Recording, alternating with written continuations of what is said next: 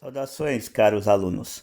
Nós continuaremos a nossa aula a partir de onde paramos e aí nós retornamos também na videoconferência para tirarmos as dúvidas.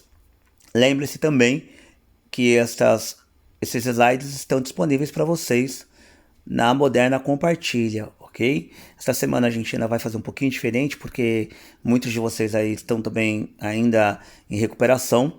E aí na semana que vem aí a gente pega um pouquinho diferente, aí a gente retoma da forma anterior, ok?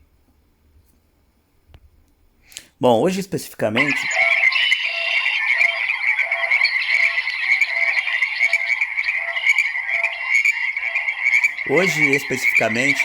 nós vamos falar justamente aí dos domínios morfoclimáticos do Brasil, exatamente os biomas do Brasil, ok? Então entraremos agora especificamente na entrada dos biomas. Aqui a gente tem alguns biomas produzidos aqui no nosso país.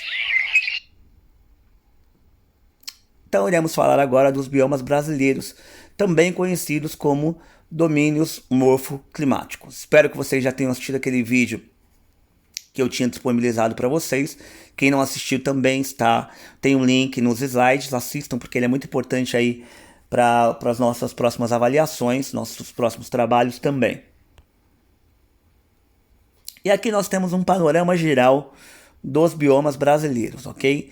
A Amazônia compreende aí quase metade do nosso território, quase metade do território brasileiro, né? É conhecido como região amazônica. Temos o maior bioma do Brasil, né? Temos aí também o Cerrado, o segundo maior bioma brasileiro. Temos a Mata Atlântica, sendo o terceiro maior bioma do Brasil. Temos a Caatinga, né, que fica aí no nordeste do nosso país.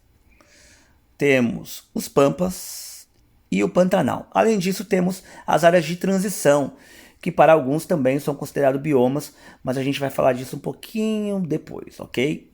Então a gente vai falar também aí desses biomas que são chamados biomas de transição também, ok? E aí nós temos a percentual que compreende aí cada um dos biomas, ok? A Amazônia compreende 49%, o Cerrado, isso aqui não é o percentual do que tem, ok? Isso aqui é o percentual de cada um dos biomas para formar aí 100%, ok? A Amazônia compreende 49,29%, o Cerrado 23,92%, a Mata Atlântica em torno de 13%, a Caatinga quase 10%, os Pampas um pouco mais de 2% e o Pantanal com quase 1,8% aí do percentual dos biomas brasileiros. O território brasileiro, como a gente já comentou, por ser um país muito grande, ele vai apresentar uma grande formação fitogeográfica. O que é uma grande variação fitogeográfica? É justamente a variação de vegetação. E a maior delas está associada justamente aos nossos climas, né? O principal clima é o clima tropical. Quando a gente fala clima tropical, é bom a gente entender que a gente está falando especificamente dos climas quentes, não é especificamente do clima tropical, ok? Então, o clima equatorial também é um clima tropical.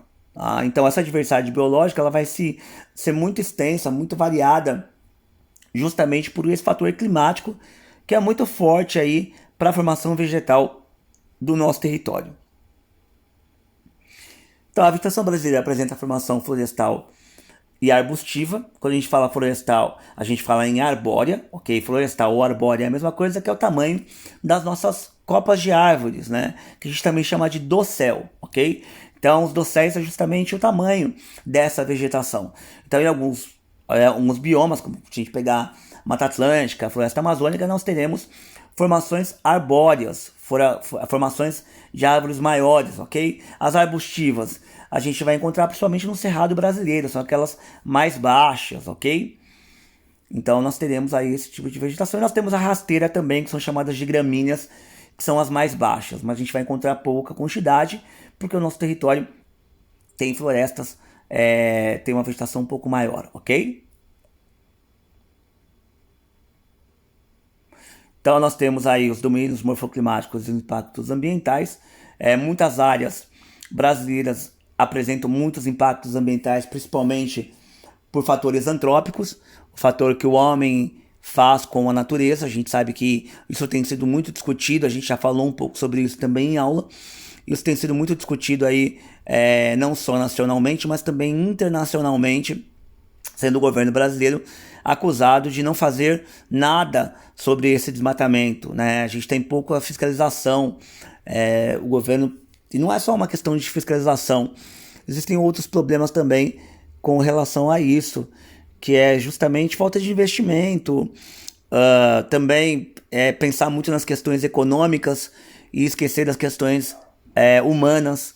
Isso faz também com que haja uma preocupação aí com essas questões para o mundo, visto que a floresta amazônica tem uma importância mundial, principalmente na questão climática do planeta e também nas questões de emissão de gases. Então a gente vai ver agora, lá na página 386 do nosso livro, as características da vegetação brasileira, ok? Como eu falei para vocês, a gente tem que levar em conta as questões climáticas e as questões morfológicas. O que são as questões morfológicas? Relevo, que a gente já viu, a gente já falou de questões climáticas, a gente já falou também de relevo, e agora a gente vai falar da vegetação, e depois a gente vai falar no próximo capítulo das questões de hidrografia.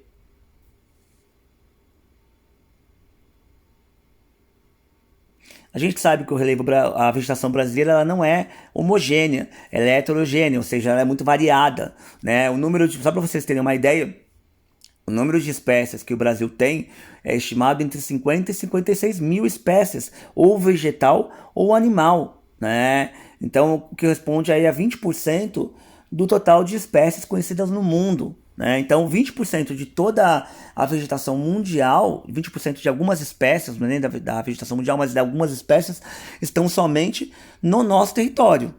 É 1/5 de todas as espécies do mundo. Então, isso faz com que haja uma importância muito grande nas questões florestais do nosso país.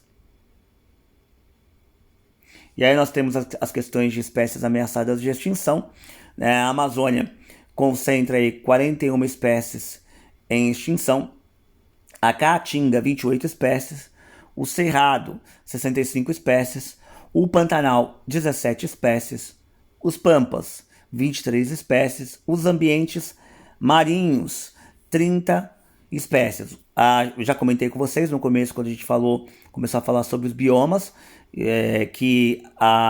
os biomas marinhos vocês verão com a professora Miriam, ok? E comigo vocês veem aí os biomas terrestres. E a Mata Atlântica eu deixei por último justamente porque é nela que se concentra o maior número de espécies ameaçadas de extinção, né? Por que isso ocorre? Né? Nós temos 269 espécies na Mata Atlântica que sofrem por extinção, né? E aí eu pergunto para vocês, vamos parar para pensar aí, a Mata Atlântica, vocês estão vendo ela aqui, ela está na faixa litorânea e grande parte dela está na região centro-sul, né? Ou melhor, na região sul e sudeste. E também uma porção no nordeste do Brasil. É bom a gente lembrar que a faixa litorânea, vocês já devem ter visto isso quando vocês falaram de população, a faixa litorânea é a faixa mais populosa do território nacional, né? Não só no Brasil, mas no mundo inteiro a tendência é que as faixas litorâneas sejam mais povoadas, né? Tem a maior concentração de pessoas. E isso faz com que haja um desenvolvimento econômico maior, construção de rodovias, construção de cidades, e tudo isso faz com que, óbvio, a vegetação desapareça com o tempo, né? O homem retira a vegetação para poder construir sua morada, né? Isso é muito discutido, né? A Mata Atlântica é um dos biomas mais devastados do mundo, né? Só para vocês terem uma ideia, na verdade ele é o bioma mais ameaçado do planeta, para vocês terem uma ideia. Resta menos aí em torno de 7% da sua mata original. A gente vai dar uma boa frisada nas questões da Mata Atlântica, porque é onde a gente vive, né? A gente vai até aqui hoje. Qualquer dúvida, nós teremos a nossa próxima videoaula. Na verdade é a videoconferência, e a partir da videoconferência nós continuamos a nossa aula a partir deste ponto, ok? Muito obrigado e até daqui a pouco.